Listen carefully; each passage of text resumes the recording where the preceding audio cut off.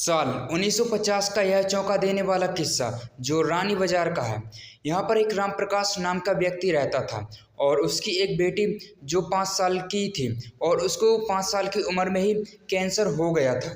कई डॉक्टर को दिखाने के बाद और इलाज कराने के बाद भी कोई भी सुधार नहीं आया और एक रात ऐसी भी आई जब उसकी कैंसर की वजह से जान चली गई। उस बच्चे की जान रात करीब 1 बजे गई थी। उसी रात को पास के ही एक गांव की महिला जिसका नाम मोहिनी था, मोहिनी को एक ट्रक ने टक्कर मार दी थी। मोहिनी के परिवार वालों ने पूरी विधि उसे अंतिम विदाई दी। अब बच्ची के परिवार वाले भी उसे दफनाने के लिए जंगल की तरफ ले गए। जंगल जाते समय उस लड़की के शरीर में एक हलचल हुई, ऐसा मानो जैसे लड़की में अभी जान बाकी है। सभी लोग हैरान हो गए कि मृत शरीर में हलचल कैसे हो रही है। थोड़ी ही देर में लड़की जिंदा हो गई और उसके परिवार वाले भी खुशी खुशी घर ले गए। लेकिन किसी को यह खबर भी नहीं थी कि उस लड़की के अंदर उस महिला की आत्मा है जिसको टक्कर लगी थी ट्रक की वजह से। बच्ची जब घर आई तब वह उदास और चुपचाप कोने में बैठी रहती थी, ना किसी से कोई बात करती थी, ना खाना खाती थी। एक दिन उसे उसकी माँ ने अपने हाथों से खाना खिलाया और मामा के घर ले जाने की बात बच्ची से कही, तो बच्ची तैयार हो गई और वह मायके जाने लगी। बच्ची जब ट्रक वाले रोड से निकली तो उसने अपनी माँ से कहा कि ये मेरा गांव है। माँ ने इसकी बातों पर बिल्कुल भी गौर नहीं किया और उसको उस बात को हंसी खुशी में टाल दिया। कुछ ही देर में वह बच्ची अपने मामा के यहाँ पहुँच गई। एक दिन उस बच्ची के अंदर घुसी मोहिनी को उसकी पड़ोसन दिखी।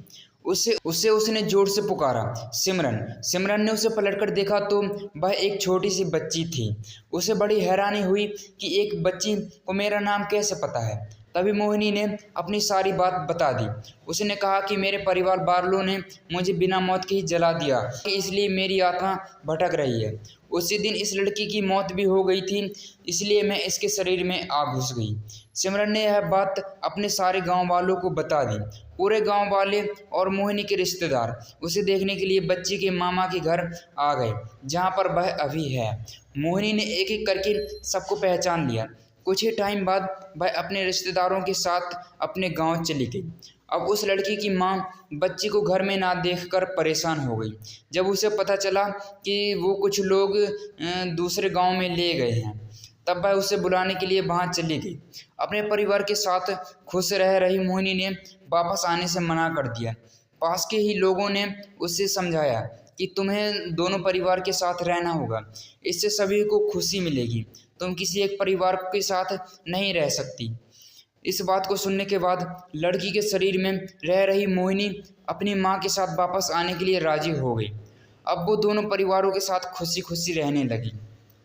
कहानी से सीख, जल्दीबाजी में किया गया कार्य अधूरा रह जाता है, इसलिए कोई भी कार्य जल्दीबाजी में ना करें, उसे अच्छे से देख और परख लेना चाहिए। वीडियो पसंद आई हो तो वीडियो को लाइक और चैनल को सब्सक्राइब जरूर कर देना।